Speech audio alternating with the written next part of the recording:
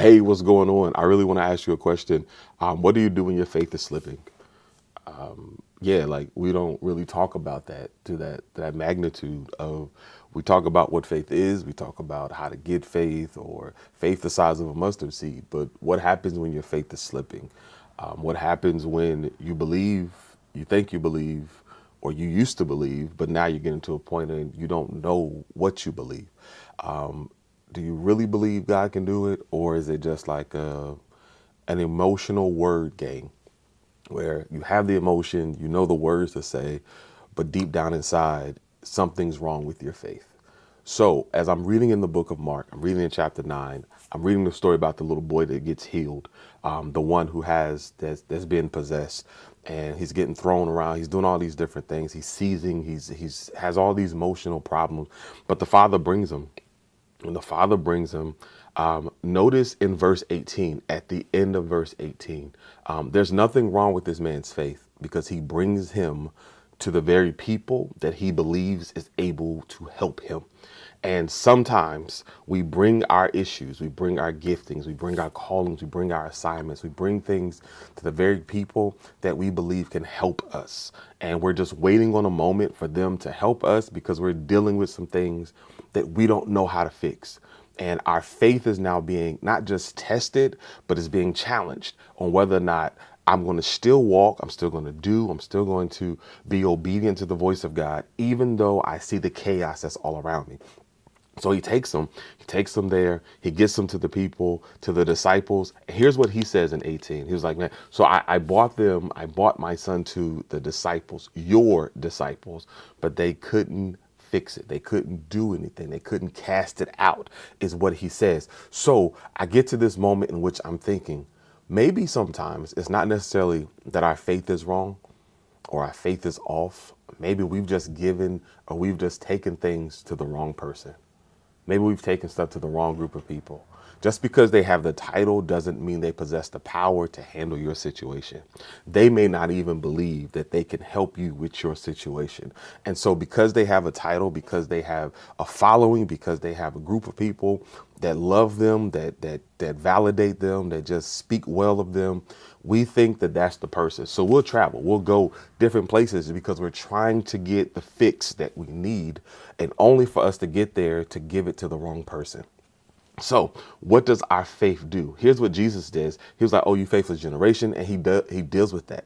But I want to deal with the three things that helps us with our faith. So point number one, belief is the key to unlocking God's promises. All right. Hebrews 11:6 says it this way. But without faith, it is impossible to please him. For he who comes to God must believe that he is, and that he is a rewarder of those who diligently seek him. All right. So God's promises are available, but belief is the key that unlocks the door. When we look at how the promises or how a door gets opened, all right, you have to go stand in front of the door and you knock. You knocking on the door lets the people on the inside or on the other side of the door know that there's something awaiting from them. Your knock is the sound that lets them know that you believe or that you're prepared for whatever is about to happen when they open the door. Here it is. When you knock, it sends a sound to God and lets God know, okay, they're ready to come in. They're not just standing on the outside. Imagine the people who come to your door and they sell stuff and they're coming and they're like, hey, they're not standing outside waiting and just waiting and waiting. They believe that once they knock on the door and you open it, that whatever they say that you're going to be able to do. That's the type of belief that it is. A child who knocks on on your heart when they're selling candy and they come to you and they say, hey, can you buy this piece of candy because we're selling candy for the school. They're believing. They're not even expecting that there's going to be a no.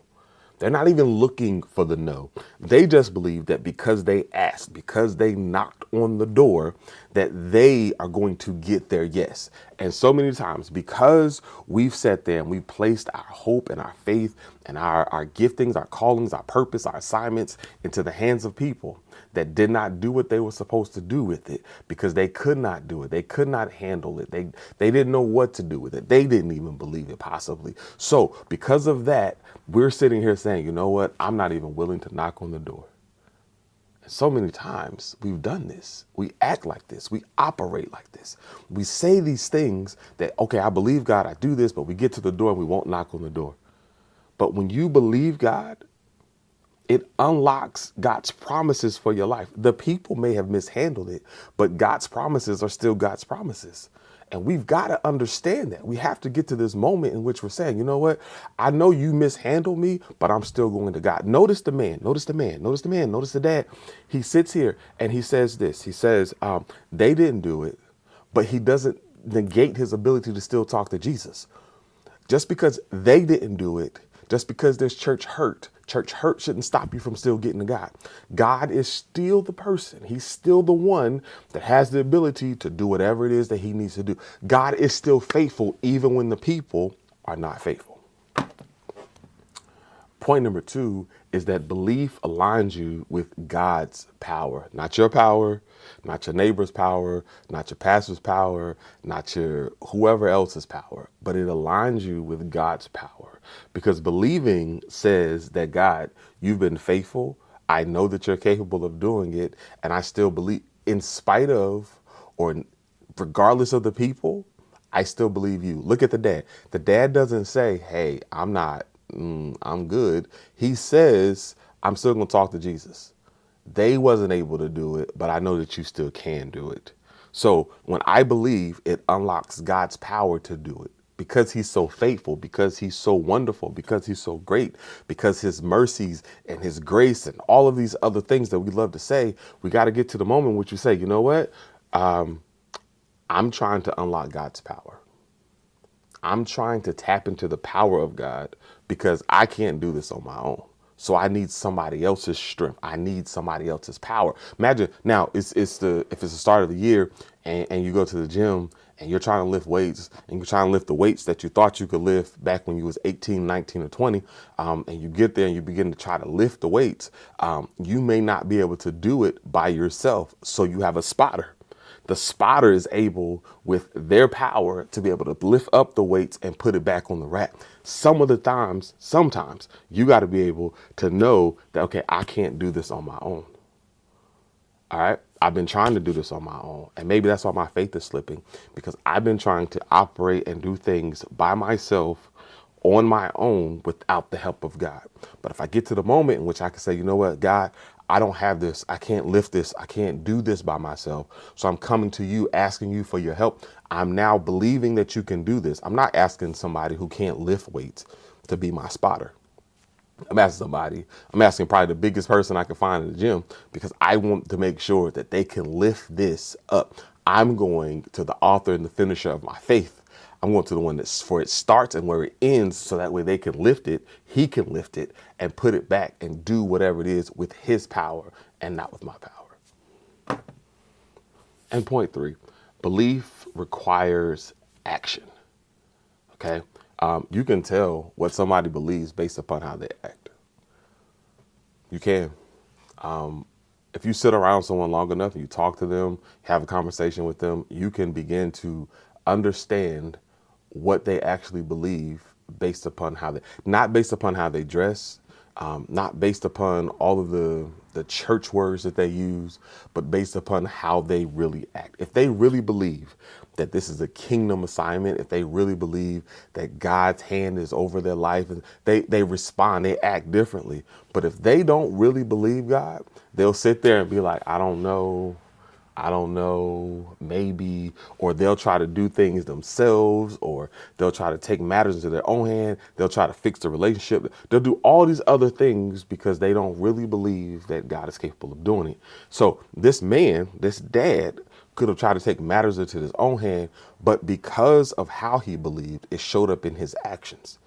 He didn't just stop because somebody else couldn't fix it. He went to the source of who he knew could fix it. Just because your disciples can't do it don't mean you can't do it. Just because I'm still trying my best, I'm not giving up because it's not working. And a lot of times we will do that. We'll sit there and we'll say, you know what, this isn't working. I give up. I'm signing over my rights. I don't want to deal with this no more. Instead, he says, I'm still going to talk to Jesus. I'm still going to talk to him. I still believe, but it's not passive, it's active.